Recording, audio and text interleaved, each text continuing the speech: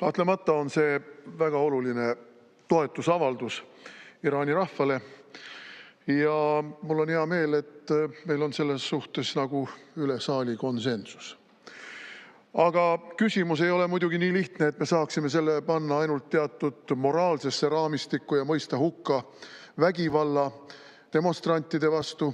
Küsimus on palju ulatuslikum ja seda on ka puudutatud siin küsimustes komisjoni esimehele, väliskomisjoni esimesele Marko Mihkelsonile. Küsimus on geopoliitikas ja see geopoliitika puudutab meid otseselt.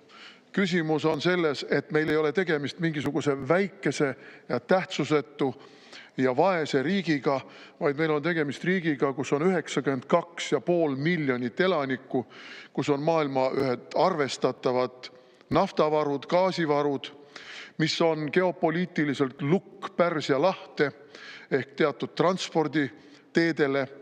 Ja kõik see avaldab palju suuremat mõju kui see, missugune režiim konkreetselt selles riigis on ja kuidas ta oma rahvaga käitub. See avaldab mõju sellele, kellega see režiim on liidus. Ja meie seisukohast on ülioluline see, mida on siin ka mainitud, et see režiim on liidus Putini Venemaaga. Putini Venemaa on selle režiimi strateegiline partner tema tuumavõimekuse arendamisel ja on seda juba kuskil 80ndatest aastatest alates, Nõukogude Liidu perioodist alates. Kui Nõukogude Liit lakkas eksisteerimast, siis Venemaa pärast mõningat segadust taastas oma suhted ja oma teadlaste ja oma eesti keeles öeldes know-how jagamise Iraaniga ja sellest seisukohast vaadates me näeme ka ju seda, kuidas sealt on nii-öelda peegelduse efekti korras Venemaad aidatud tema sõjatööstuse arendamisel ja tema sõjapidamisel. Nii et see on meile kõige otsesemalt tähtis partnerlus ja meil on tegelikult hea meel tõdeda, et see partnerlus mõningatele proovikividele ei ole kõige paremini vastu pidanud, sest kui me vaatame seda, mis on toimunud viimase paari aasta jooksul Süürias, siis Süürias on Iraan saanud väga tugeva tagasilöögi, aga ühtlasi on sealt saanud tagasilöögi ka Venemaa. Ja kui me nüüd vaatame seda, mis toimus hiljuti, kui pommitati Iraani tuumarajatisi, siis ka siin Venemaa sisuliselt ei sekkunud. Ehkki Venemaal ja Iraanil on omavahel sõjalise koostöö leping, Venemaa ei sekkunud, mis tähendab seda, et Venemaa tunnetab oma teatud jõuetust.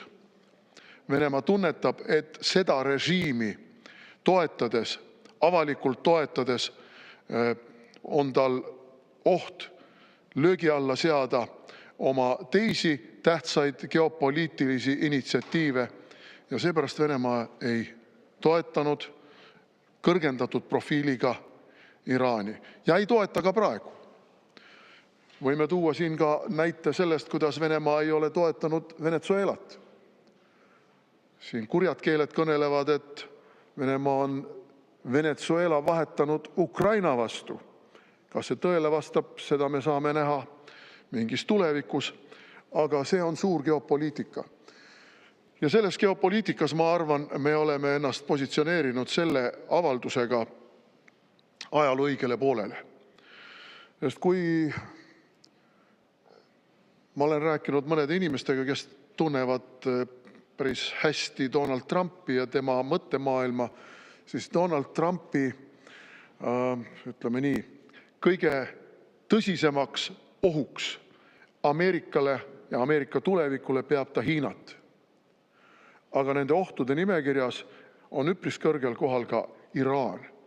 Ja sellest seisukohast ma arvan, kuna siin ennist infotunni ajal oli teemaks, paluks natukene lisaaega. 3 minutit lisaks. Oli teemaks ka see, missugused on väikeriik Eesti valikud muutuvas geopoliitilises konstellatsioonis, siis nagu on öelnud ka Mark Rutte, Euroopa praegu ei ole võimeline ennast kaitsma ja olema sõjaliselt tõsiselt võetav subjekt ilma Ameerika toetuseta. Ja sellest seisukohast võttes meil ei ole siin väga palju üldse kõhelda ega kahelda.